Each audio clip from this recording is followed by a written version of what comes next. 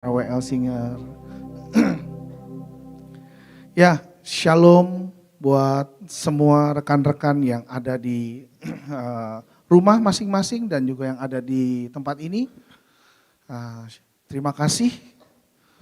Pada kesempatan ini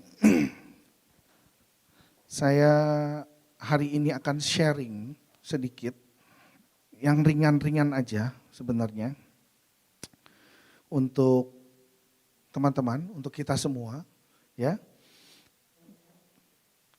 Firman-nya mungkin boleh dibantu di Ibrani 11 ayat yang ke-1. Silakan. Nah, maaf. Teman-teman mungkin, rekan-rekan mungkin sudah sering mendengar tentang firman ini, ya. Oke, kita baca sama-sama ya. Ibrani yang 11 ayat yang ke-1. Iman adalah dasar dari segala sesuatu yang kita harapkan dan bukti dari segala sesuatu yang tidak kita lihat. Ya, seringkali kita atau orang menggunakan dasar daripada firman ini untuk sesuatu yang sangat-sangat kita harapkan. Ya, seringkali kita membaca dan membutuhkan atau menggunakan ayat firman ini manakala kita sedang berharap akan sesuatu dan kita berharap hal itu terwujud di dalam kehidupan kita. Apakah seperti itu? Ada amin? Waduh, ya, saya pun demikian, ya. Namun perlu teman-teman ketahui bahwa di dalam ayat ini terkandung banyak makna. Ya, salah satunya adalah tadi kalau kita mengharapkan sesuatu, ya, kita percaya, kita punya iman. Kita pakai ayat ini untuk percaya. Seperti halnya siapa dari kita semua yang pernah melihat surga? Tidak ada yang pernah melihat surga. Tapi kita beriman bahwa surga itu ada dan kita tahu surga itu ada. Ya. Dan kita punya dasar yang jelas. Dan kita semua sama-sama berharap walaupun kita belum melihat surga, tapi kita percaya bahwa kita akan punya tempat di surga. Amin. Pada waktunya nanti ya. Nah, jadi pada saat itu aja Tuhan sudah mengajarkan kita untuk punya iman. Ya, banyak dari kita seringkali menggunakan ayat ini mungkin konteksnya cuma sampai di level itu. Coba dalam hal ini saya coba kasih perspektif saya yang lain tentang firman ini. Ya, yang mana saya dapat satu hal yang menarik melalui firman ini, iman tersebut dalam hal ini tidak saja bicara tentang apa yang tidak kita lihat tadi. Ya, jadi kita nggak cuma bicara mengenai apa yang kita nggak lihat nih, ya berarti kalau kita nggak lihat tapi kita percaya, oh berarti saya taruh iman saya di situ, yes betul. Namun percayakah tidak teman-teman, rekan-rekan bahwa di dalam iman ini, di dalam ayat ini juga bicara tentang kebaikan Allah. Ada amin? Ya. Nah, di mana tentang kebaikan Allah melalui firman ini? Maksudnya apa? Ya. Saya mau kasih tahu bahwa Allah itu baik. Meskipun saya telah berdoa, ya, tapi saya tidak sembuh. Setuju? Allah itu baik meskipun saya berdoa, namun akhirnya salah satu dari keluarga kita dipanggil juga. Nah, saat ini nih saya melihat mungkin dengan kondisi yang ya kita tahu sama tahu dengan kondisi pandemi saat ini. Banyak sekali orang melihat seolah-olah kayaknya Tuhan jahat ya. Kenapa? Sekarang bukan pandemi ini nggak cuma 1-2 negara, tapi seluruh dunia.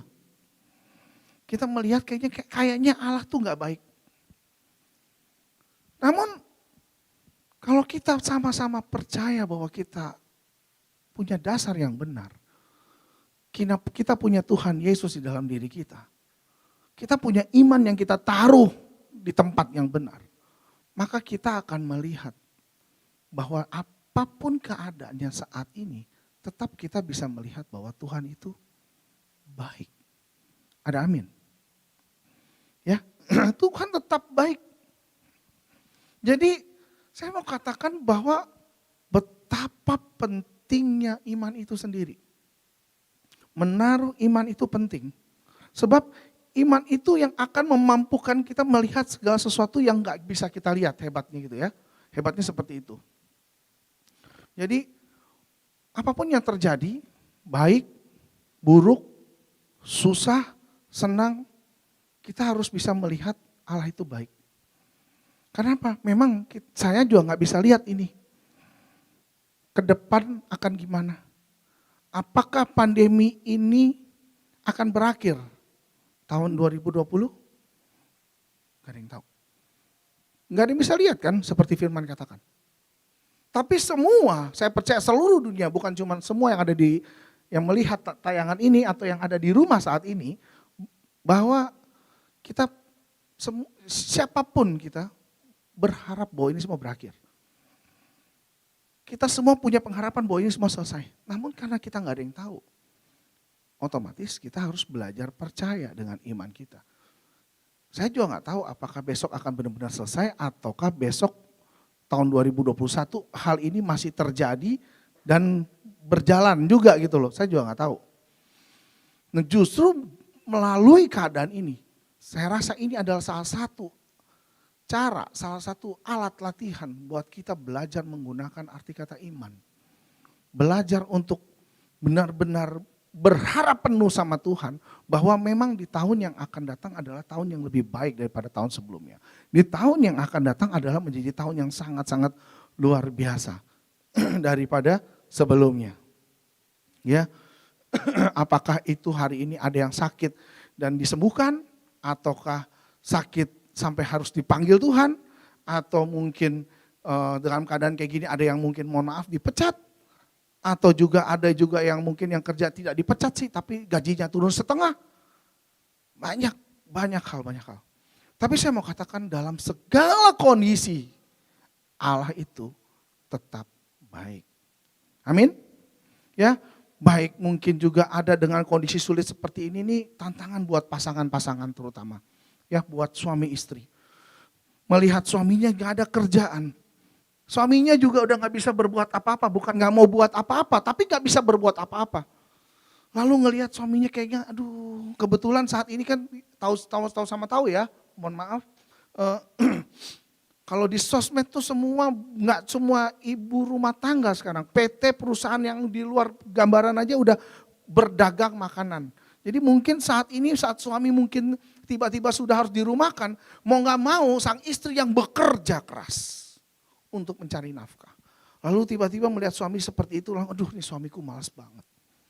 Suamiku gak punya pengharapan. Ya, Bapak Ibu, rekan-rekan semua. Tuhan menjadikan kita berpasangan dengan satu maksud.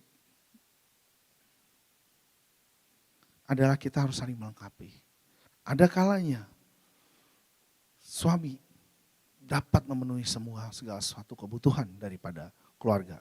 Namun ada manakala hal itu bisa saja terjadi sebaliknya. Satu kondisi yang mengakibatkan pasangan kita atau sang istri yang harus mengambil tindakan. Yang awalnya sang suami menjadi kepala, istri menjadi co-pilot.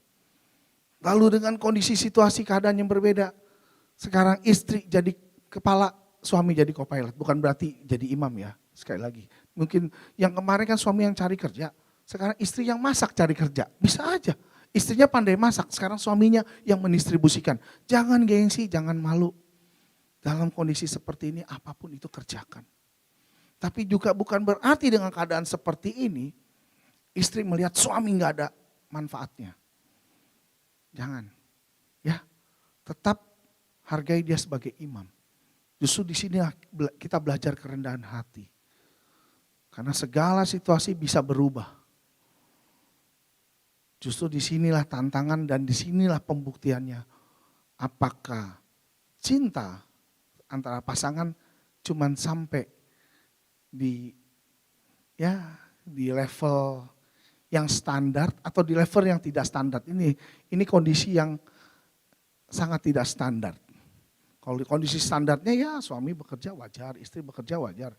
Sekarang bisa-bisa suaminya nggak bekerja, malah istrinya yang bekerja. Ya, tapi apapun itu tetap harus berkata Tuhan baik. Justru harus kalau dengan pasangan ya, berpasangan di rumah yang udah punya pasangan, harus tetap katakan Tuhan baik dan dukung suaminya, dukung pasangannya, dukung istrinya. Ya, ya, walaupun apapun yang terjadi, meskipun kenyataan pahit dan kita tidak untung di tahun ini, tetap harus katakan bahwa Allah itu baik. Ya, amin. Amin. Allah baik meskipun saya harus mengalami kondisi, saya nggak ngerti maunya Tuhan seperti apa. Ya, menurut saya ini menarik karena saat kita sulit mengerti, Allah tetap baik. Justru waktu saya sulit mengerti, menurut saya, itu bukti bahwa apa? Allah saya besar. Seringkali kita berusaha daripada kita mengerti jalan-jalannya Tuhan. Banyak dari kita termasuk saya yang berbicara di sini pun mencoba mengerti apa yang sedang Tuhan kerjakan dalam kehidupan saya, kehidupan kita semua. Dan pada saat akhirnya saya tidak memahaminya, bukan saya mundur, bukan kita mundur, dalam arti mundur untuk ya berlutut, menyadari bahwa Tuhan itu besar, tapi malah kita jadi depresi. Justru menurut saya saat ini, satu hal yang menarik adalah semakin kita tidak mengetahui jalan-jalannya Tuhan, semakin kita harus menyadari bahwa Tuhan itu jauh lebih besar daripada apa yang kita pikirkan. Kalau kita dapat memahami jalan pikirnya Tuhan, berarti Tuhan tidak lebih besar dong dari yang kita bayangkan. Simpelnya begitu. Bisa dipahami ya? Amin? Amin ya. Jadi harusnya saya percaya saat ini, walaupun kita nggak bisa berpikir saat ini, waduh ini bagaimana hari depan saya, bagaimana masa depan keluarga saya, bagaimana sekolah anak saya, bagaimana dengan pekerjaan suami saya hari ini, atau pasangan kita hari ini. Tetaplah percaya bahwa Tuhan itu punya rencana yang sangat baik. Nah masalahnya kita suka taruh dari ayat tadi, pada saat hari ini seperti ini, kita taruh ayat itu dengan suatu pengharapan, lalu kita minta pengharapan kita itu didengar sama Tuhan, dan Tuhan harus kabulkan itu semua, amin, betul ya? Seperti itu ya. Jadi dasar firman-Nya, jadi ini kita harapkan, ini Tuhan harus kabulkan. Nah, apakah teman-teman menyadari, kalau Tuhan tidak kabulkan apa yang kamu inginkan hari ini dengan apa yang kamu harapkan melalui firman yang tadi kamu pegang di Ibrani 11, apakah kamu menyadari bahwa sebenarnya mungkin Tuhan gak mau kasih kamu yang tadi kamu mau, tapi dia sedang mempersiapkan yang jauh lebih bagus. Jauh lebih baik dari yang kamu minta. Pernahkah kita menyadari hal seperti itu? Nah, masalahnya kita sering gak sadar, setuju ya? Yang ngomong juga sama. Ya, jadi saya cuma berharap ini Tuhan genapi. Kan saya udah taruh iman saya. Bahwa saya pasti sukses, bahwa saya pasti berhasil. Berhasil dan sukses menurut ukuran dan cara yang saya harapkan. Sementara Tuhan punya cara itu kadangkala di luar daripada yang kita harapkan dan pikirkan. Amin, setuju? Caranya Tuhan gak seperti kamu mau. Kalau dia terus mewujudkan dari apa yang kita mau, belum tentu kita belajar sesuatu. Kadangkala dia harus tunda, dan kadangkala dia harus kasih berbeda dengan apa yang kita harapkan. Tapi percayalah bahwa yang dia siapkan, itu jauh lebih baik daripada yang kamu minta. Kalau kamu tahu dan menyadari semua itu, kamu gak akan kecewa sama Tuhan kalau misalnya tiba-tiba kamu harapin saat ini saya mau kerja di perusahaan itu gak mau terima kamu. Oh, depresi, kecewa. Kalau gak paham maunya Tuhan. Tapi kalau paham maunya Tuhan, pasti Tuhan punya rencana yang lain, pasti lebih baik. Oh, saya baru berencana kumpulin duit mau bisnis. Ini nih, tahun 2020 saya akan buka baru grand opening. Tiba-tiba pandemi, gagal. Saya baru aja sewa itu ruko. Saya baru aja beli mesin itu. Tiba-tiba pandemi dan gak ada yang kerja. Ini gimana Tuhan? Kenapa gak seperti yang saya bayangkan? Mungkin aja kalau dikasih jalan terus, kita mungkin menghadapi satu keadaan yang gak kita bisa bayangkan, teman-teman. Tuhan izinkan hal ini terjadi supaya kamu berhenti sampai di situ, supaya kamu gak lebih rugi mungkin. Mungkin saja. Sehingga Tuhan mungkin juga sudah mempersiapkan hal-hal yang lebih baik, jauh lebih baik daripada yang kamu sudah buat. Jadi maukah kita belajar untuk mengenal lebih lagi apa yang Tuhan sudah rencanakan sama hidup kita. Belajar lebih lagi mempercayai bahwa semua keputusan dan rancangan Tuhan lebih baik daripada keputusan dan rancangannya saya, rancangannya Anda, rancangannya kita semua di tempat ini. Baik yang di rumah. Dan jujur, mudah enggak? Tidak mudah. Kenapa saya katakan tidak mudah? Karena manusia itu harusnya kalau di firman disuruh belajar berharap, bukan disuruh belajar ngarep. Itu beda ya. Belajar berharap berarti saya boleh punya harapan gak tercapai pun saya percaya bahwa Tuhan punya rencana yang lain. Tapi kalau ngarep itu terlalu pengen. Kadang-kala apapun bisa dihalalkan karena ngarep.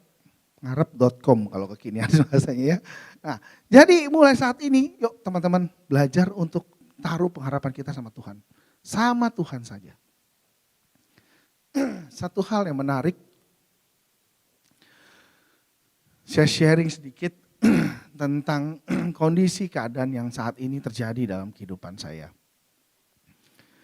Saya mengucap syukur di tahun ini Tuhan bekerja sempurna di luar dari ekspektasi saya. Saya nggak berekspektasi, maaf Tuhan berkati saya seperti hari ini. Tapi saya bersyukur sekali justru saya belajar dari apa yang Tuhan lakukan saat ini dalam hidup saya. Namun hal yang menarik adalah dalam perjalanan kehidupan ini ternyata saya diizinkan Tuhan untuk menghadapi satu persoalan yang jauh lebih menurut saya lebih challenging dibandingkan kondisi sebelumnya. Salah satu hal yang menarik menurut saya, di dalam kehidupan ujian yang paling sulit itu cuma dua menurut saya. Menurut saya kalau teman-teman ada lebih silakan aja gak apa-apa. Yang pertama selalu berhubungan dengan uang. Setuju ya? Nah, itu pasti semua, iya setuju, amin, betul itu betul.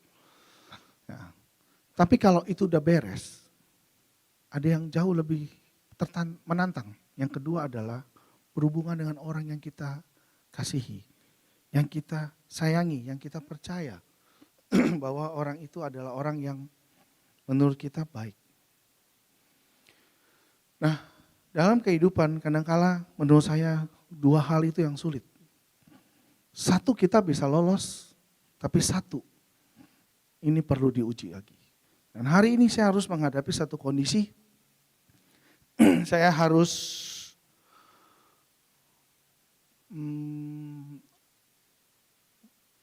belajar untuk menerima dan mengasihi orang yang berselisih dengan saya.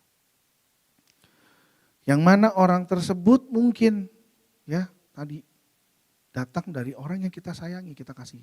Saya melihat bahwa orang ini tidak mungkin bermasalah dengan saya.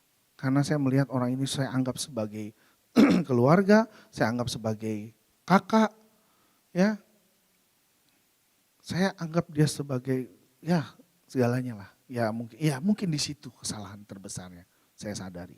Karena kita mau percaya kepada hal yang kurang tepat. Percaya dan sayang kita kepada Tuhan tidak boleh melebihi. Jadi kepada manusia tidak boleh melebihi kepada Tuhan. Mungkin saya terlalu percaya.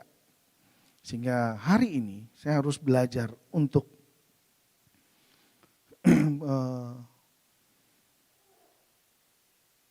menerima satu keadaan di mana saya harus belajar memaafkan. Walaupun orang itu berpikir tentang kita, sementara kita tahu bahwa kita tidak seperti itu. Kadang-kala dalam kehidupan kita akan dihadapkan dengan kondisi bahwa orang berpikir buruk terhadap kita. Orang berpikir yang tidak benar tentang kita. Tapi ketahuilah hal ini teman-teman, bahwa memang kita tidak bisa memaksa orang berpikir apapun terhadap kita. Yang baik sekalipun kita mau buat hal baik sebaik apapun, mungkin suatu hari akan ada kondisi dan situasi yang membuat kita ya diuji di dalam persahabatan. Dan saya belajar satu hal dari kejadian ini. Saya belajar ini bukan cuma untuk teman-teman, tapi ini buat saya yang paling utama, yaitu ada hal-hal yang selalu manusia ingat. 3 hal yang selalu manusia ingat dalam kehidupan. Dan itu buat saya juga paling utama. Ini pembelajaran berharga. Kenapa? Karena sering kali dari kita, manusia yang pertama adalah selalu mudah mengingat kesalahan orang lain. Setuju ya? Sang istri paling ingat tuh kesalahan suaminya. Walaupun suaminya udah berbuat salah, zaman dia masih pacaran. Sekarang anak 3, sebentar lagi mau pernikahan perak, masih ingat tuh waktu selingkuh zaman dulu. Ya, begitu ya. Makanya kadang-kala suka bingung saya. Ya. Paling mudah memang manusia di-create seperti itu ya. Mengingat kesalahan orang lain itu jauh lebih mudah dibandingkan mengingat kebaikan daripada orang tersebut. Ya, enggak cuma pasangan suami istri, sesama pengerja di gereja pun bisa begitu. Kenapa tiba-tiba kalau baik kan lagi baik mah baik. Begitu ada masalah langsung ingat kesalahan-kesalahannya. Ya. Makanya Firman berkata, aku melupakan apa yang ada di belakangku dan mengarahkan diri pada apa yang ada di hadapanku. Kita harus belajar melupakan. Kita nggak akan bisa move on, kita nggak akan bisa maju kalau kita selalu terikat dengan hal-hal yang tidak berkenan. Hal ini juga saya rasakan. Saya juga melihat yang saya rasakan, saya juga melihat hal-hal yang gak baik dari orang itu. Sehingga hal ini yang membuat saya juga terhenti. Saya berharap teman-teman semua dan rekan-rekan tidak melakukan apa yang saya lakukan. Kita harus belajar melupakan supaya kita bisa maju.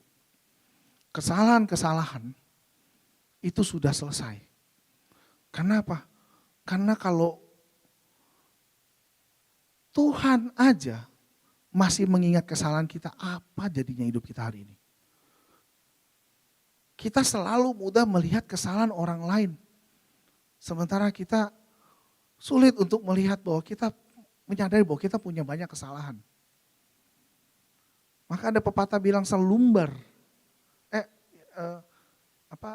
balok di seberang lautan kelihatan. Sementara selumbar, yang kecil loh. Di mata kita nggak bisa lihat. Kita tuh paling mudah melihat keburukan orang. Sementara kita juga nggak menyadari kita punya keburukan. Hal ini mengajarkan kepada saya untuk melihat, ya, mengapakah engkau melihat selumbar di mata saudaramu berarti saya yang kebalik ya, mohon maaf. Selumbar di mata saudaramu berarti kecil kelihatan, sedangkan balok di mata kita nggak ketahui. Itu bukan pepatah, itu firman malahan. Ya, kalau pepatah apa ya? Saya juga lupa. Ada juga kan ya pepatahnya ya. Ya. Gajah di pelupuk mata. Semut di seberang lautan kelihatan, gajah di pelupuk mata nggak kelihatan, ya kan? Itu ya pepatah. Nah, itu saya kebalik berarti, maaf ya. Kan saya manusia, betul. Nah, oke. Nah, firman menarik ya. Mengapa engkau melihat selumbar di mata saudaramu, sedangkan balok di matamu tidak engkau ketahui. Nah, kita tuh seringkali ya, tadi kesalahan kita sendiri, orang lain kita ingat, tapi kita susah melihat kesalahan diri kita. Kalau saya selalu pakai bahasa saya, kalau ngomong dari istri saya, memang kita tuh selalu butuh orang lain. Kenapa? Karena sampai hari ini, saya 42 menuju 43 tahun, saya belum pernah lihat punggung saya kecuali pakai kaca. Itu pun gak maksimal. Betul ya? Kalau mau garuk, pasti minta tolong orang, betul gak? Tapi itu ada filosofi tersendiri, artinya kita gak pernah bisa mengerjakan semua sendiri. Tetap harus membutuhkan orang lain. Ya. Nah, kadang-kala kalau orang lain memberi masukan, tolong diterima sebagai masukan. Jangan orang kasih masukan, kita yang menerimanya sebagai kritikan. Akhirnya siapa yang rugi? Kita. Kita gak akan menerima masukan. Kita bilang, di belakang kamu tuh ada kotoran. Kamu, aku jorok. Kadang-kadang kita suka gitu, responnya salah. Siapa bilang aku jorok, aku udah mandi. Padahal sebenarnya apa? Kasih tahu doang itu ada kotoran, kalau dibersihin udah hilang sih sebenarnya. Tapi kita sibuk dengan respon yang salah. Kita terlalu menggunakan cara yang salah. Seringkali menggunakan cara yang salah. Ya, jadi mulai lupakan yang di belakang. Maju, fokus pada hal yang ke depan. Karena itu firman yang katakan. Nah, yang kedua, tadi yang pertama ya. Yang kedua, kita manusia sulit sekali ya. Selalu mengingat tadi kesalahan orang. Dan yang kedua, kita selalu mengingat kebaikan diri kita sendiri. Setuju? Bukannya introspeksi, tapi kita selalu melihat kebaikan diri kita. Ya. Dan ingat teman-teman, misalnya kayak gini, kebaikan nih saya nih udah berjasa nih. Ini kalau nggak ada saya, wah ini gimana bisa terjadi seperti ini. Begitu? Ini kalau ini nggak ada saya, ini gimana bisa berjalan. Ini kalau gereja nggak ada saya, nggak bisa begini. Ini kalau kantor saya nggak ada saya, wah berantakan. Ini kalau bos nggak ada saya, wah dia pasti kesulitan. Ini kalau toko saya nggak yang bolak-balik pagi siang sore jagain, nggak bisa laku kayak begini. Udah kayak kucing lay-lay aja jimatnya ya, kayak begitu. Jadi sering kali kita melihat kebaikan diri kita. Ya. Justru saya mau kasih tahu. Semakin kita melihat kebaikan kita, semakin sulit ya untuk kita. Maksud saya justru semakin cinta kita kepada pasangan ataupun pelayanan itu akan berkurang. Oke, saya ulangi. Selama kita selalu mengingat kebaikan diri kita, ya, baik nih hidup, pelayanan, dan pasangan. Jadi kalau pasangan, biasanya kalau suami istri nih ya, sering kali ngomong kayak begini, biasanya, saya sering dengar, kamu itu kalau nggak ada saya nggak bisa apa-apa. Kamu tuh ya, kan cuma pergi kerja. Aku loh di rumah loh, biasanya istri ngomong begitu. Biasanya ya. Yang ngurus anak, yang masak, yang belanja, nyuci baju, urus rumah, ngajarin anak. Kamu cuma pergi kerja doang. Coba. Ya. Kadang-kala begitu. Yang istri, yes. Akhirnya di rumah, tuh kamu dengar. Ya kamu dengar. Tapi saya mau kasih tahu, suami juga bukan berarti nggak kerja. Kerja. Namun juga suami juga jangan merasa, oh iya berarti benar nih. Saya kerjanya bagian saya kerja. Saya cari duit. Ya, saya nggak perlu ngurus yang kayak begitu-gitu tuh. Mohonlah teman-teman. Istri tangannya cuma 2.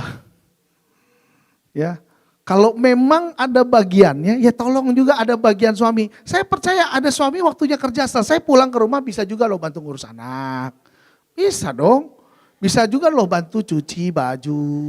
Siapa bilang nggak bisa? Bisa juga toh bantu belanja. Saya mau kasih tahu teman-teman ya, mohon maaf. Ini bukan mengingat kebaikan, bukan maaf nggak. Saya sampai hari ini masih belanja loh. Saya pribadi masih belanja. Saya tahu saya pengen punya peran. Oh ya bagus, Senyu masih belanja, bagus. Luar biasa ya. Suami belanja ya, oh sama dong kalau gitu. Saya kasihan sama istri saya, mau belanja ini itu kayak ribu. Ya udah deh yang belanja saya. Ambil bagian, jangan cuma komplain aja gitu loh. Saya lebih kerja lebih baik dari kamu nggak lebih baik daripada saya. Jangan teman-teman ya, jangan rekan-rekan. Ya, selalu setiap orang ada bagiannya. Dan kalau mau dikerjakan, pasti banyak caranya. Amin. Pasti banyak caranya. Ya saya lihat istri saya belanja, wah, udah capek luar biasa ya. Terus kayaknya abis itu pulang mesti ngurus anak. Ya udahlah kamu istirahat di rumah, tidur aja. Ya, yang pules, yang enak, yang nyenyak, bangun pada waktunya, saya yang pergi belanja. Ada positif juga. Waktu pergi belanja saya banyak ketemu kawan baru di tempat belanja. Ya minimal tukang sayur lah, ya kan? Minimal tukang tempe, tukang ikan asin. Tapi jadi punya teman baru, ya jadi bisa ngobrol, ya menarik gitu loh. Nah itu hal-hal yang unik. Tiba-tiba lama nggak belanja, dia bilang kemana aja po, sudah lama nggak belanja tuh, asik juga sebenarnya, menarik gitu loh ya. Kenapa enggak? Ya. Nah, kalau kita selalu mengingat kebaikan kita, maka cinta kita terhadap pasangan dan cinta kita di dalam pelayanan juga akan berkurang. Kenapa bisa berkurang? Ya. Karena kita suka merasa bahwa kita sudah beri yang terbaik. Saya mau kasih tahu teman-teman, semua yang baik yang dapat kita lakukan, semua datangnya daripada Tuhan. Ya, nah ini ada firman di Amsal 27 ayat 1. Thank you multimedia. Janganlah memuji diri karena esok hari, karena engkau tidak tahu apa yang akan terjadi hari itu. Wah mantap itu, thank you. Ya, nah ini Amsal 27 ayat 2 malah, biarlah orang lain memuji engkau dan bukan mulutmu, orang yang tidak kau kenal, dan bukan bibirmu sendiri. Nah kalau mau dapat pujian ya biarlah orang yang puji.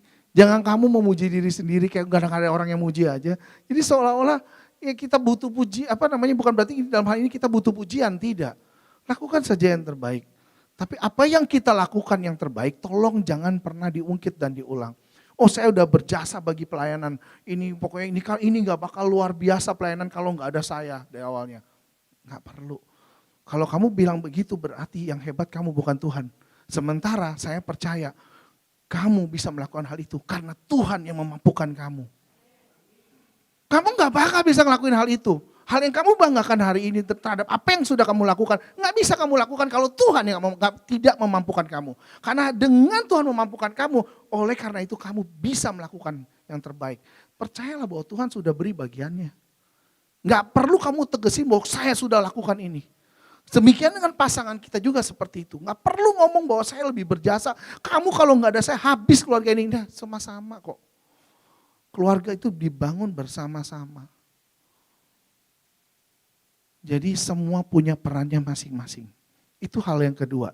Hal yang ketiga, ya, apa yang selalu diingat manusia adalah hal-hal yang sangat mengecewakan kita. Biasanya nih ya, kita udah doa, ya, namun sampai hari ini kok Tuhan gak jawab-jawab doa kita. Setuju ya? Kok Tuhan gak jawab-jawab ya? Ya, akhirnya kita kecewa. Kita tumpuk semuanya. bukannya jadi baik tapi buat kita malah jauh daripada dia. Setuju? Amin. Ya. Kita kecewa, kenapa harus seperti ini? Kenapa dia harus seperti itu? Ya. Semua baik-baik aja, kenapa harus jadi kayak begini? Ya. Hal-hal yang sangat mengecewakan kita itu juga hal-hal yang selalu tanpa sadar. 3 hal tadi. Manusia selalu kayak tadi, mengingat hal itu ya. Lupakan ya. Lupakan hal itu. Maju ke depan. Justru malah menurut saya yang perlu diingat, yang terpenting adalah 2 hal aja. Yang paling perlu diingat. Yang pertama adalah kesetiaan kepada Tuhan. Itu yang perlu diingat. Ya, kenapa saya bilang kesetiaan itu perlu diingat? Walaupun hari ini kita tidak setia, Tuhan tetap setia. Amin. Walaupun hari ini saya tahu saya diberkati Tuhan, tapi saya lupa mengucap syukur. Tuhan tetap berkati loh, tetap kucurkan berkatnya. Jadi emang Tuhan kayak saya manusia, dia lupa bilang terima kasih, kita tahan berkatnya. Sampai kamu ngomong terima kasih, enggak kayak gitu Tuhan kita. Kamu lupa ngomong terima kasih, bahkan kamu sama sekali enggak terima kasih, dia tetap kirimkan bagianmu. Karena Allah kita adalah Allah perjanjian, kalau dia udah janji dia pasti genapi. Nah masalahnya kita, bagaimana dengan manusia? Bisakah kita mampu melakukan apa yang sudah Allah ajarkan kepada kita melalui Yesus? Kalau kita berani melakukan sesuatu, kita udah ambil keputusan datang ke tempat ini, datang kepada Tuhan. Mampukah kita tetap berjanji melakukan yang terbaik? Dengan segala kondisi, apapun yang terjadi. Seperti halnya kalau saya sudah memilih pasangan hidup saya tetap belajar untuk setia dengan pasangan saya. Walaupun di luar sana, kalau kamu tanya, yang lebih baik banyak gak? Banyak. Yang lebih cantik banyak gak? Banyak. Yang lebih seksi banyak gak? Banyak. Ada yang butuh obat batuk? Saya gak ada. Ya, banyak loh. Saya harus ngomong apa adanya. Setuju? Tapi saya mau kasih tahu. Di luar sana tidak ada yang seperti istri saya. Amin. Nah, cuma satu. Nah, saya percaya istri saya adalah yang terbaik dan sepadan untuk saya. Amin. Nah, kalau setiap kita pasangan imam, terutama laki-laki nih paling, laki-laki emang laki-laki lagi ya. Bisa bersyukur dengan apa yang sudah Tuhan beri. Ya, hal simpel ya tadi pasangan. Loh, kan kita yang sudah pilih dari awal. Jadi jangan bilang udah kita pilih tiba-tiba kita gak cocok sama dia, terus komplain sama Tuhan. Berapa kali saya menemukan hal-hal unik. Waktu dia pacaran gak ngomong-ngomong, dia cocok tiba-tiba datang tolong diberkati. Terus gak lama ada cerita gak cocok. Terus minta cerai. Coba kebayang gak kayak apa itu? Itu macam kalau saya kasih analogi ya, kayak orang beli sepatu. Tahu ya beli sepatu? Saya udah pakai, 7 tahun kemudian saya balik lagi ke toko sepatu bilang sama tungko, kok sepatunya gak cocok, udah 7 tahun.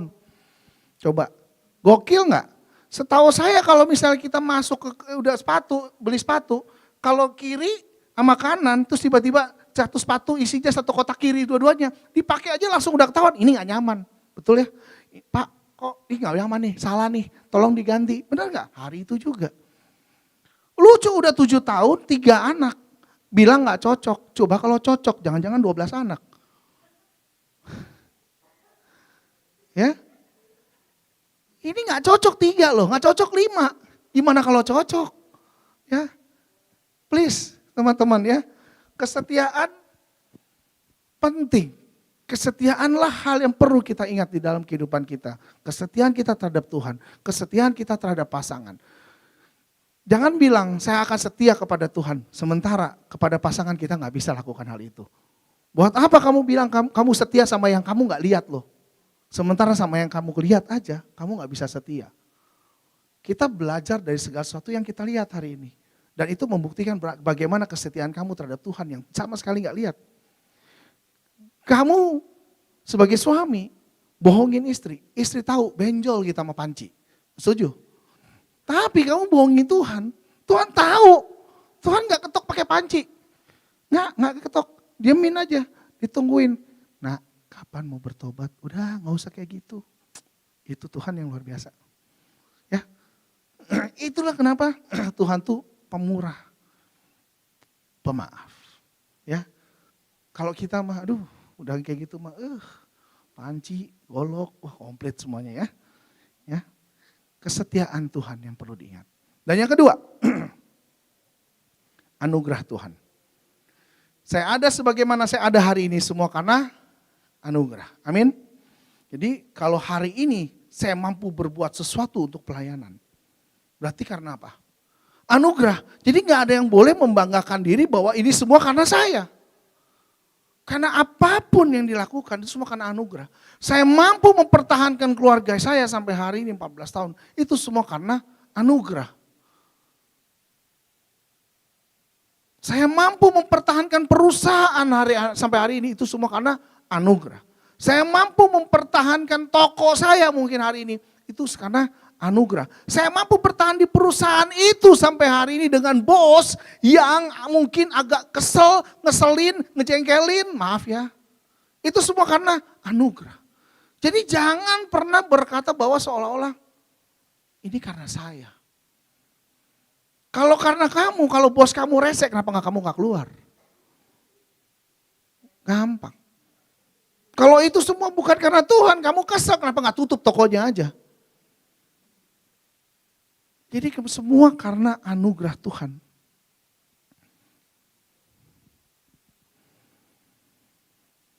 Ya, saya punya satu cerita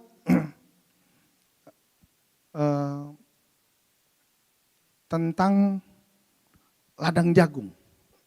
Mungkin ada beberapa orang pernah mendengar tentang cerita ini. Ya, ada satu desa di daerah Osaka, Jepang. Itu ada seorang petani yang menanam jagung unggulan dan dia sering memenangkan penghargaan jagung tingkat nasional. Ya, sampai dapat kategori adalah jagung terbaik sepanjang musim. Wah, itu luar biasa. Ya, jagung. Sampai-sampai satu wartawan itu bertanya penasaran. Dia pengen bikin wawancara khusus untuk menggali kesuksesan dari petani itu. Dan wartawan itu sempat ngecek. Ya, sampai wawancara, sebelum wawancara dia teliti. Biasa kan wartawan tuh seringkali sebelum dia ambil, kalau dibilang apa ya, ambil bukti-bukti dulu lah ya. Untuk jadiin bahan wawancara. Dan menariknya dia melihat bahwa petani itu kok sering bagi-bagiin benih jagung kepada orang-orang.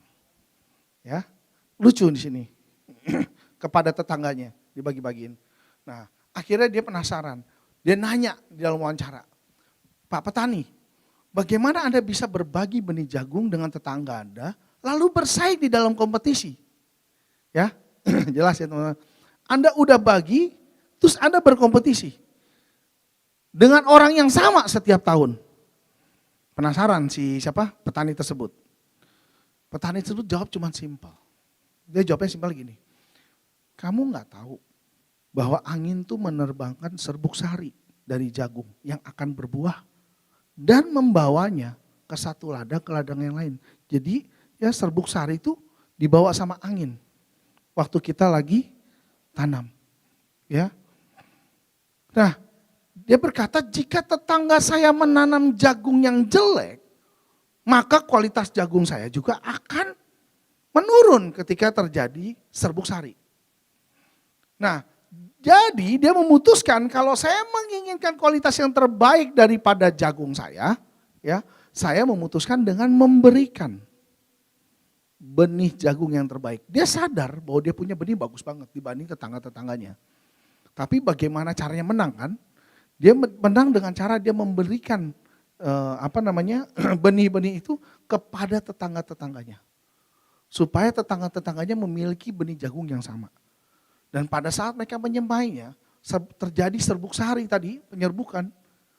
Nah, akan terbang juga serbuk sari yang baik. Karena apa? Karena dia dapat dari benih yang baik. Nah ini sekarang udah bukan lagi benihnya. Kenapa dia bisa juara yang jadi pertanyaan? Berarti udah lagi bukan benihnya, yaitu caranya. Artinya begini, saya mau ceritakan satu hal gini. Setiap orang di dalam diri kita semua sudah ditaruh sama Roh Kudus benih kebaikan. Semua Roh Kudus sudah taruh hal-hal yang baik di dalam diri kita. Namun kenapa kok kita bisa melihat rekan teman yang mohon maaf tidak baik? Kurang baik. Nah itu berarti bukan karena Tuhan yang salah taruh benihnya. Kita anggap petani itu adalah Tuhan. Ya, tapi akan tetapi itu kembali kepada keputusan setiap orang masing-masing. Setelah ditaruhnya benih kebaikan itu, mampukah ia melakukannya dengan cara yang benar? Mampukah ia dapat menampilkan apa yang sudah Tuhan ajarkan dengan cara yang baik dan benar? Mampukah ia melakukan apa yang sudah firman ajarkan ke dalam kehidupannya? Semua sudah ditinggalkan di dalam dirinya.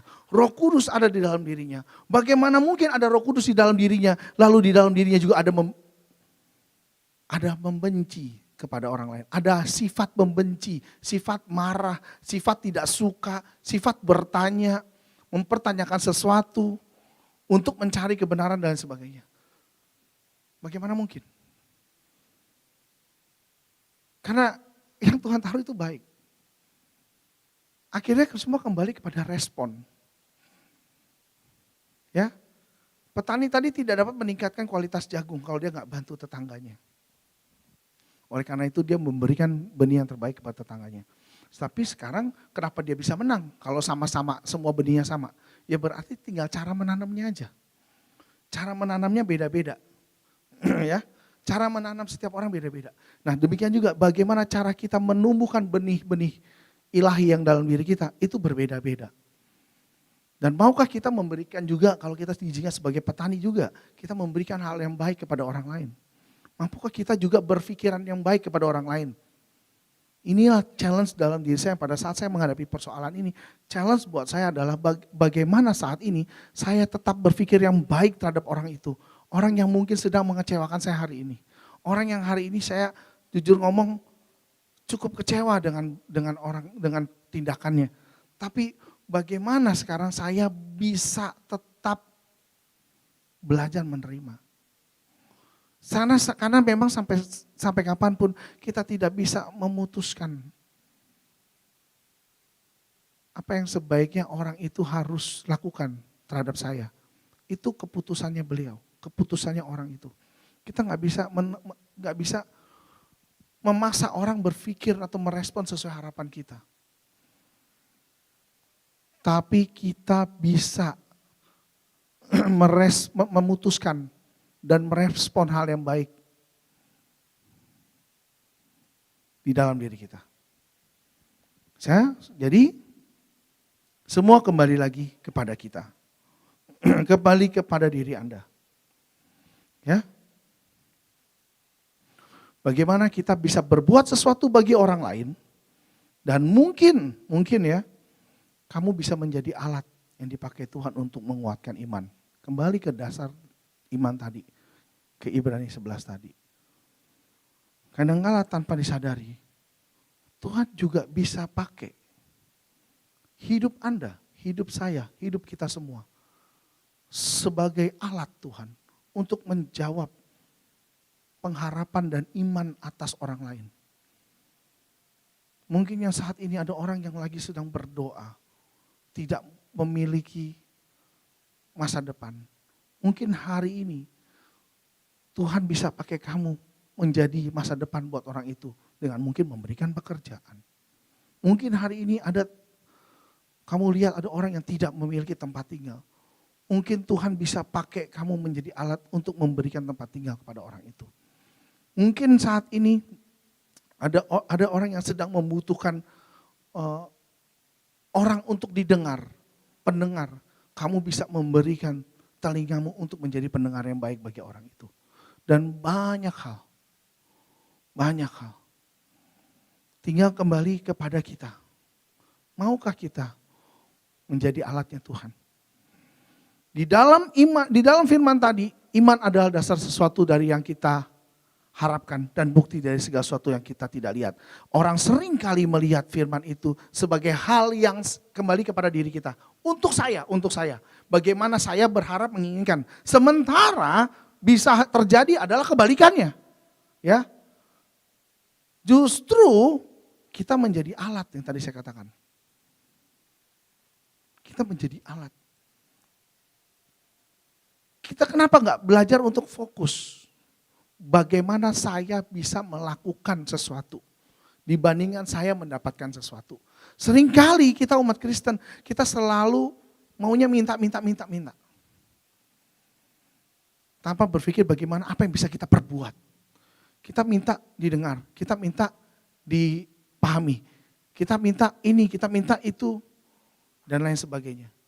Sementara kita tidak mau memberikan tadi. Mungkin saya perlu menjadi pendengar yang baik. Mungkin saya harus belajar memahami orang itu maunya seperti apa. Karena respon kita yang terpenting. Ya, respon kita. Bagaimana kita berbuat sesuatu di dalam segala keterbatasan kita. Itu yang terpenting. Karena seringkali, kadang-kadang gini, saya pun pernah berpikir gitu, saya mau berbuat baik. Kapan? Nanti kalau saya udah kaya. Kalau udah kaya tenang aja. Semuanya gimana gayanya? Ini ya. Gitu ya. Kalau saya udah punya uang diberkati, nanti baru saya akan memberi lebih. Sementara tahukah teman-teman bahwa Tuhan mengajarkan memberi di dalam kekuranganmu. Itu yang lebih berkenan. Memberi di dalam keterbatasanmu. Memberi gak harus tadi bentuknya duit. Tapi bisa memberi waktumu yang terbaik. Memberi perhatianmu. Ya. Dan masih banyak gak selalu bicara mengenai uang. Sampai saya belajar satu hal. Hal yang menarik yaitu adalah gini. Saya gak salahin kalau orang pakai firman ini sekali lagi untuk berharap. Dan berharap kita bisa sukses, kaya raya. Dan sekali lagi gak ada yang salah dengan menjadi kaya. Gak ada yang salah. Boleh gak? Boleh. Justru dengan kamu menjadi kaya kamu bisa banyak hal juga melakukan hal yang baik. Tapi yang perlu diketahui adalah gini. Ingat bahwa kekayaan bukan segalanya. Menjadi kaya bukanlah tujuan akhir dari setiap manusia. Menjadi sukses dan memiliki apa yang kita mau, itu bukanlah akhir daripada segalanya. Karena Allah tidak mengajarkan hal itu. Ada orang bijak berkata kepada saya, kalau kamu kaya, percayalah,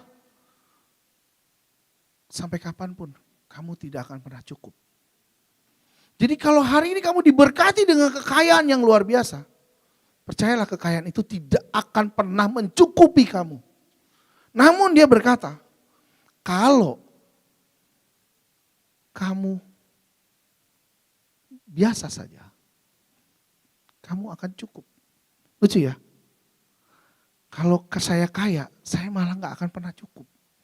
Tapi waktu saya biasa-biasa aja, saya malah cukup.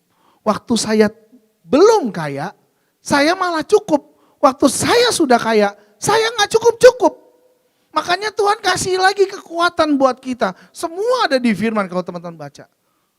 Cukupkanlah dirimu dengan apa yang ada hari ini. Karena apa? Waktu kita belum kaya, kita punya berapapun, kita kelola dengan baik.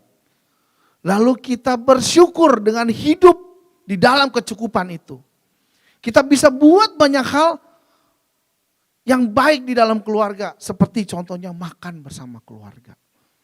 Ya, akhirnya kita bisa buat banyak hal. Walaupun gak cukup, walaupun di doa kita masih Tuhan tolong berkati kami lagi, lebih lagi. Ya gak ada salahnya sih kita dapat berkat lagi. Mungkin ada hal-hal yang pengen diwujudkan, mungkin untuk anak-anak dan masa depan mereka dan lain sebagainya. Gak ada salah. Tapi jangan lupa, ada hal yang baik waktu kita belum kaya. Yaitu tadi kita punya kebiasaan-kebiasaan yang baik tanpa kita sadari. Dan suatu hari Tuhan berkati luar biasa, jadi kaya dia. Wah, ini menarik. Dia memang gak berubah, tetap sayang sama keluarga. Tapi tanpa sadar, dulunya hari Minggu gak pernah pergi-pergi karena duit gak ada. Jadi ya udah di rumah main sama anak aja, betul? Happy. Akhirnya rajin makan sama keluarga. Ya, sekarang punya uang. Udah punya uang, biasanya komunitasnya udah beda. Ya, komunitasnya beda. Karena punya uang, mungkin dulu ada keinginan dan harapan bahkan impian yang terpendam. Hari ini bisa dilakukan. Ya, tiba-tiba, saya kan senang main golf. Wah, pas banget ketemu komunitas main golf. Semua bilang, main yuk di situ, ini tempatnya bagus. Belilah alat golfnya, stick. Nah, main golf, bos-bos juga sama, sibuk-sibuk ya mainnya hari Minggu. Hari Minggu akhirnya dia punya kegiatan baru, ya. Ini sang orang kaya baru ini tiba-tiba ya udah punya kegiatan baru, yaitu apa? Main golf sama rekan-rekannya. Tanpa sadar, apa yang terjadi? Yang tadi, waktu yang terbaik yang bisa dia berikan kepada keluarganya, sekarang dia sudah pindahkan waktu itu, dia berikan kepada orang lain. Tanpa kita sadari, ini hanya sebagai salah satu contoh. Kekayaan merubah seseorang. Kekayaan merubah sifat baik dan kebiasaan baik dari seseorang. Terkadang berkat tidak selalu menjawab kebutuhan kamu. Terkadang kita hanya terlalu minta sering kali kita minta lebih daripada apa yang Tuhan sudah kasih. Kita cuma berharap terlalu banyak dari apa yang Tuhan sudah kasih. Dan gara-gara hal tersebut membuat anak yang tadi biasa makan bareng satu keluarga. Kali ini udah jarang makan bareng. Sang anak pertama sibuk dengan temannya, udah anak mobil. Dulu gak punya mobil, ya ada di rumah bisa makan sama keluarga. Sekarang anak mobil. Sang cici sekarang punya kesibukan baru, pergi sama teman-temannya hangout di mall. Sang bapak pergi main golf, sang ibu pergi sosialita, anak yang kecil nongkrong di rumah cuma bengong. Kok saya sendirian di rumah ya? Kok gak ada lagi yang mau makan bareng saya ya? Dia punya segalanya, tapi dia kehilangan segalanya. Berapa banyak dari kita seringkali tanpa kita sadari, kita meminta hal yang sebenarnya hal itu mampu menghancurkan kehidupan kita. Saya katakan sekali lagi, saya ngomong seperti ini bukan berarti saya melarang Anda untuk menjadi kaya. Tapi ada waktunya Tuhan akan membuat Anda kaya pada saat Tuhan tahu kamu siap. Bicara siap bukan karena bagaimana saya bisa mengelola uang itu, tapi bagaimana saya bisa mengelola diri saya. Dan setiap nafsu yang kita inginkan, daging yang kita inginkan, daging yang kita punya untuk melakukan apa yang bisa kita lakukan dengan apa yang kita punya. Jangan sampai kekayaan malah membuat segala kebaikan, segala kebiasaan baik yang ada dalam diri kita hilang dan sirna. Justru kamu mendapatkan sesuatu, tapi sebenarnya kamu kehilangan sesuatu. Kamu mendapatkan banyak menurut pandanganmu, tapi kamu kehilangan banyak tanpa kamu menyadarinya. So, teman-teman, sekali lagi saya mau katakan, Allah itu baik bukan? Baik. Jadi kalau hari ini saya belum mendapatkan apa yang saya harapkan dan saya mau, bersyukurlah bahwa hari ini saya sudah mendapatkan apa yang seharusnya saya terima. Amin. Saya sudah mendapatkan apa yang sudah saya impikan sebenarnya tanpa saya menyadarinya. Jadi Tuhan sebenarnya sudah memberikan banyak hal sesuatu yang luar biasa tanpa kamu menyadarinya. Jadi jangan lagi meminta hal yang tidak perlu menurut saya. Karena nanti ada waktunya Tuhan berkati kamu dengan berkat-berkat luar biasa tanpa perlu kamu minta. Tanpa perlu kamu usahakan. Pada waktunya nanti, pada waktunya siapapun bisa Tuhan berkati. Karena buat Tuhan, kalau untuk ngasih hal-hal seperti itu, is very very easy, terlalu mudah.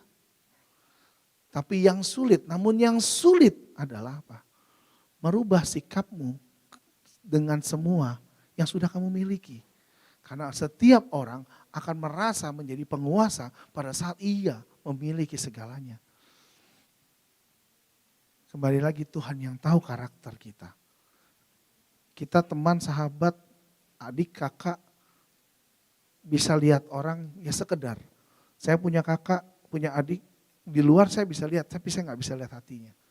Apakah nanti dia begitu dia sukses luar biasa, dia akan tetap rendah hati, saya nggak tahu.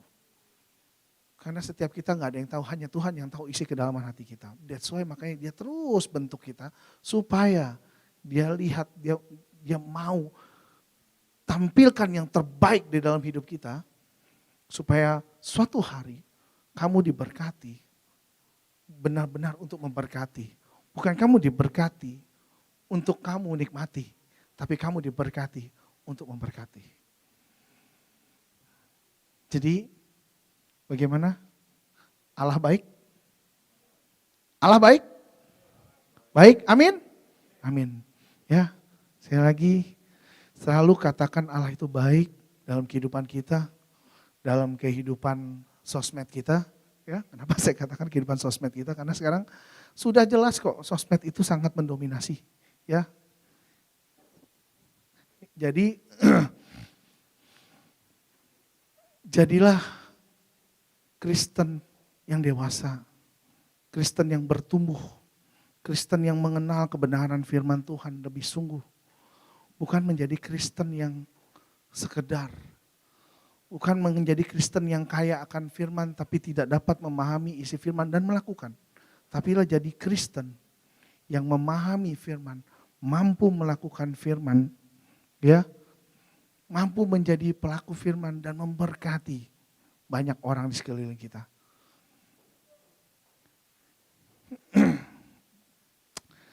Kita silakan para singer dan WL. Kita nyanyikan satu lagu yang sangat luar biasa sebelum kita tutup. Allah kita adalah Allah yang setia. Allah yang tahu apa yang terbaik buat kita.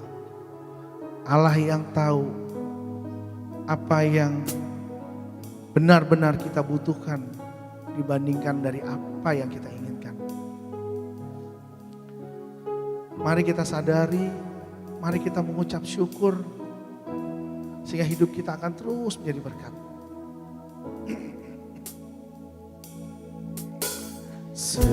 Sekalipun ku berjalan dalam lembah gelap,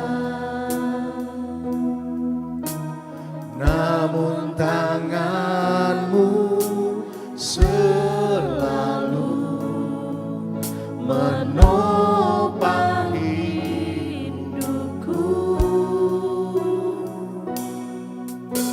Saat ku dalam ketakutan,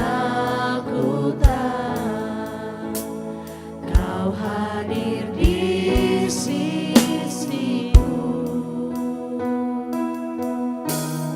Kau berkata, jangan takut, kau beriku kemenangan. Kaulah Tuhan yang berjanji, tak sekalipun kau ingkari kesetiaanmu sungguh terbukti di sepanjang hidupku untuk selamanya. Ku kan setia melayani, mengasihimu. Tiada Tuhan sepertimu, Yesus.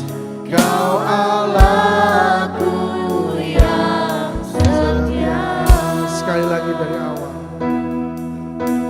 Sekalipun Kau berjalan di dalam lembah kegelapan, Sekalipun ku berjalan dalam lembah gelap, namun tangan-Mu selalu menopang hidupku. Saat ku dalam ketakutan, Kau hadir di sisiku. Kau berkata, jangan takut, Kau beriku kemenangan. Kaulah Tuhan yang berjanji, tak sekalipun Kau ingkari. Kesetiaan-Mu sungguh terbukti di sepanjang hidupku. Untuk selamanya ku kan setia melayani, mengasihi-Mu.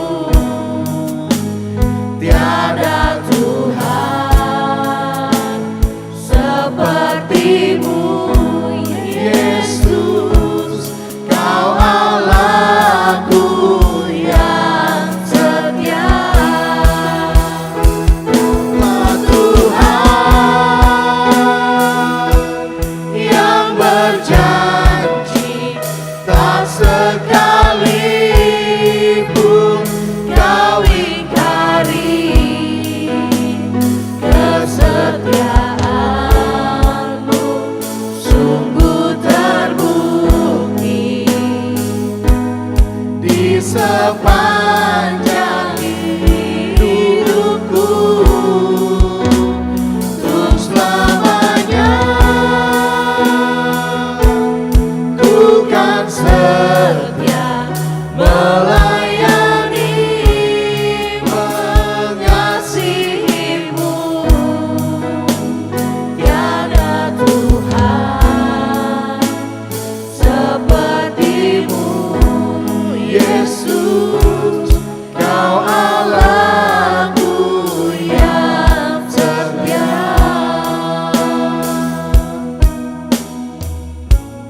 terima kasih Tuhan Yesus. Terima kasih. Kau Allah yang setia, Allah yang baik, Allah yang sungguh luar biasa, Allah yang mampu mengajarkan kami hikmat-hikmat tersembunyi, Allah yang terus menuntun dan memimpin kami, Allah yang terus mengangkat kehidupan kami di dalam langkah kami berjalan Tuhan. Di dalam perlombaan kehidupan ini, kami percaya Tuhan, kami akan selalu punya coach yang hebat, yaitu Tuhan. Tuhan yang akan pegang tangan kami, Tuhan yang akan tuntun selalu, Tuhan yang akan terus mengingatkan kami manakala kami salah di dalam track kami, manakala kami agak keluar daripada jalur kami. Tuhan yang selalu pimpin, Tuhan yang selalu mengingatkan, Tuhan yang kasih hikmat-hikmat tersembunyi, Tuhan yang terus angkat setiap kehidupan kami, Tuhan yang selalu taruh pengharapan demi pengharapan dalam kehidupan kami, untuk kami tetap percaya walaupun sulit untuk kami menerimanya, walaupun saat ini belum terlihat, walaupun saat ini Tuhan kami tidak tahu bagaimana masa depan kami, bagaimana kehidupan kami nanti. Tapi biarlah Tuhan kami percaya satu hal, kami punya satu hal yang kami ketahui, yaitu kami punya Tuhan. Kami punya Tuhan yang lebih hebat, Tuhan yang lebih besar dari pemikiran kami, Tuhan yang mampu melakukan segala perkara, bahkan yang mustahil sekalipun buat kami. Terima kasih Tuhan Yesus.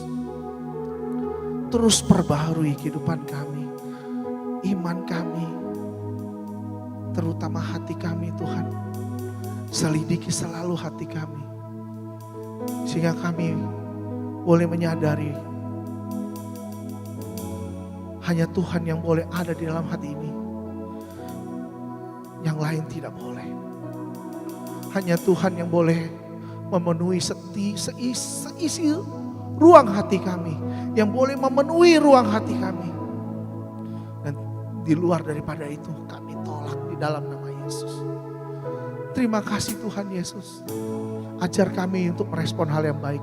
Ajar kami untuk berkata-kata dengan tutur kata yang baik. Ajar kami Tuhan untuk melakukan hal yang baik dan benar dalam kehidupan kami.